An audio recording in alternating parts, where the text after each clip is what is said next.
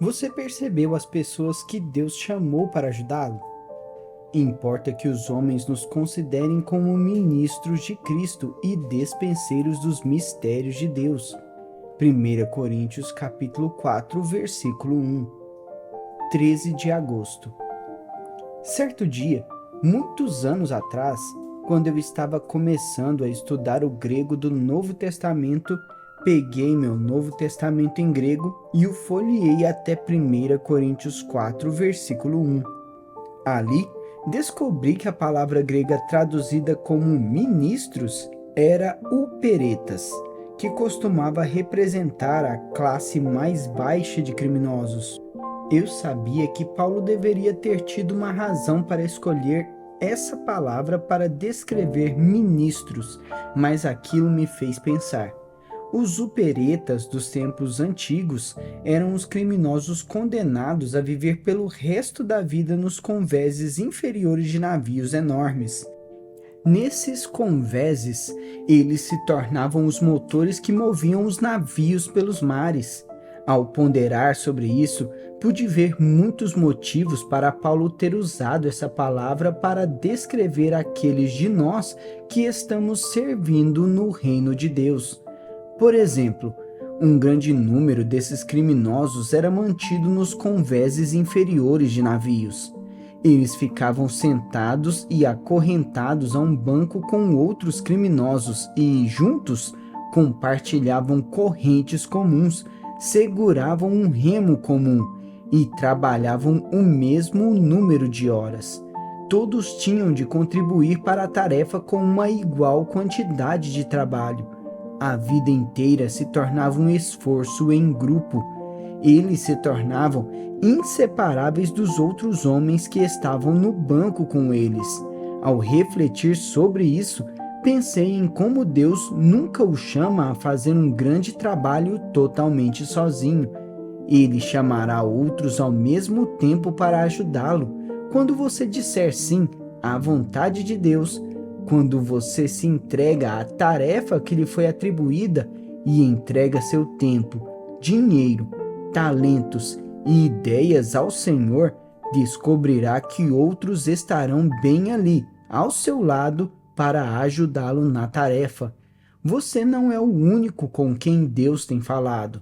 Os navios em que os uperetas serviam eram tão grandes que teria sido impossível um servo movê-lo um deles sozinho. Eram necessários o esforço e a força de muitos servos trabalhando juntos para mover aqueles enormes navios. Da mesma maneira, você não é capaz de realizar totalmente sozinho o que Deus o chamou a fazer. Olhe ao seu redor. Olhe as pessoas que Deus colocou ao seu redor para ajudá-lo a cumprir o seu sonho. Não as ignore, pensando ser capaz de fazê-lo sozinho. Se a sua visão do Senhor for grande, será necessário que outros se envolvam no que você estiver fazendo. Eu não seria capaz de fazer o que Deus me disse para fazer se tivesse de fazê-lo sozinho. A visão é demasiadamente grande e difícil. Foi por isso que Deus não parou após me chamar. Ele também convocou outros a se posicionarem comigo, orarem comigo e permanecerem na caminhada, trabalhando ao meu lado no banco dos remadores. O chamado deles é exatamente tão real quanto o meu.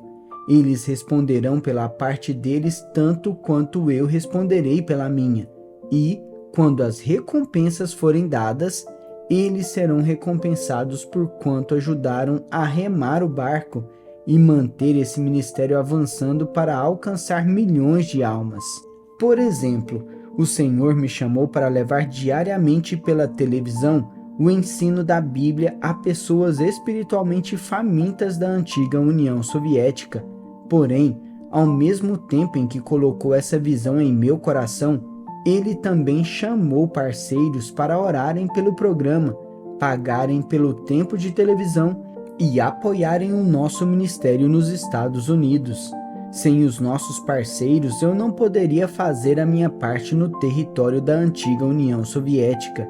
Eles são igualmente tão importantes quanto Denise, nossa equipe de ministério e eu. E quanto aos membros da equipe do nosso Ministério de Evangelização Televisiva, como nossos produtores, editores e secretárias? E quanto à dedicada força de trabalho que responde às cartas de nossos telespectadores?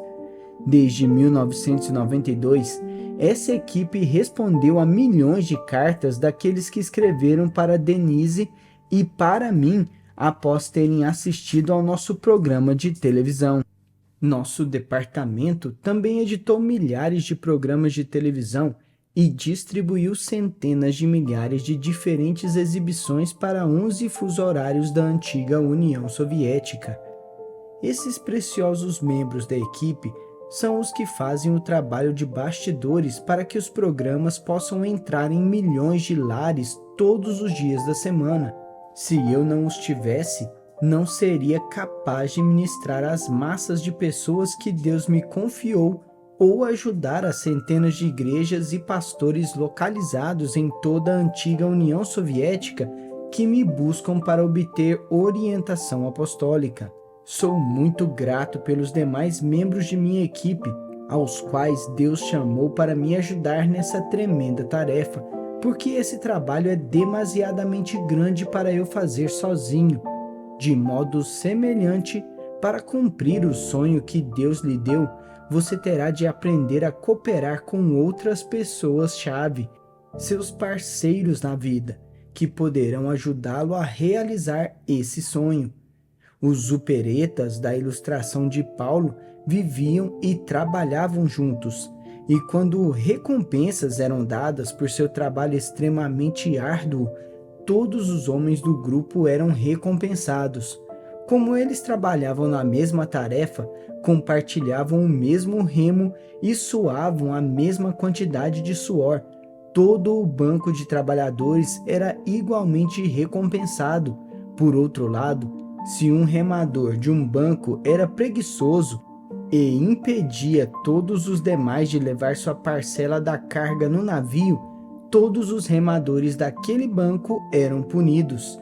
Em outras palavras, a diferença na atitude de um colega de trabalho era tão poderosa que tinha a capacidade de obter vitória ou derrota para todos eles. Uma vez que cada membro da equipe era fundamental para o sucesso, a existência inteira de todos se tornava um esforço de grupo. Portanto, eles tinham de aprender a atuar como equipe. Quando aqueles homens remavam, o navio se movia. Quando eles paravam de remar, o navio parava. Aqueles servos eram a força motriz por trás da velocidade do navio.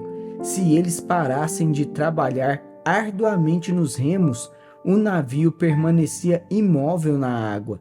Ele era totalmente dependente dos remadores que estavam no fundo do barco e que era incapaz de navegar para qualquer lugar sem eles. De modo semelhante, para avançar no que Deus o convocou a fazer, quer seja seu ministério, família ou negócio, você precisa aprender a ser um servo fiel, trabalhando juntamente com outros como equipe no fundo do barco. O fundo do barco pode não ser o lugar mais agradável para estar. Servir dia após dia pode parecer monótono e, às vezes, quase enfadonho.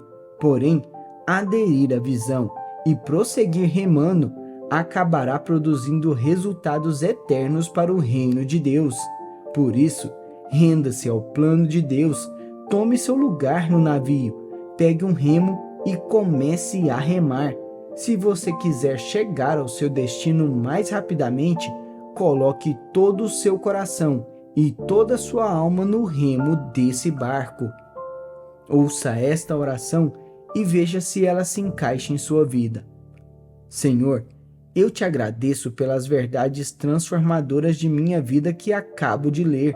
Quero ocupar o meu lugar no teu plano para a minha vida e quero dedicar 100% de minha atenção e minha força a vê-la realizar-se em minha vida. Com todo o meu coração, eu te digo que quero te seguir e fazer o que for necessário para que essa visão venha se realizar em minha vida. Eu te agradeço por chamares outras pessoas para me ajudarem a mover essa visão um pouco mais rapidamente. Assim eu oro em nome de Jesus. Para refletir. Você sabe em qual barco Deus o chamou a entrar e começar a remar? Qual igreja, organização, ministério ou missão você deveria estar ajudando? Ao olhar para a sua própria vida, você pode ver que ela exigiu os esforços combinados de muitas pessoas fiéis para levar você até onde você está hoje. Você já fez uma lista de pessoas que o ajudaram a chegar onde você está e dedicou tempo a escrever um bilhete de agradecimento pelo que elas fizeram por você? Se a sua resposta à pergunta anterior foi não, por que você não dedica hoje alguns minutos a fazer essa lista e escrever alguns bilhetes para pessoas que fizeram diferença em sua vida? Para cumprir o sonho que Deus lhe deu, você terá de aprender a cooperar com outras pessoas-chave que poderão ajudá-lo a realizar esse sonho. Até o próximo devocional.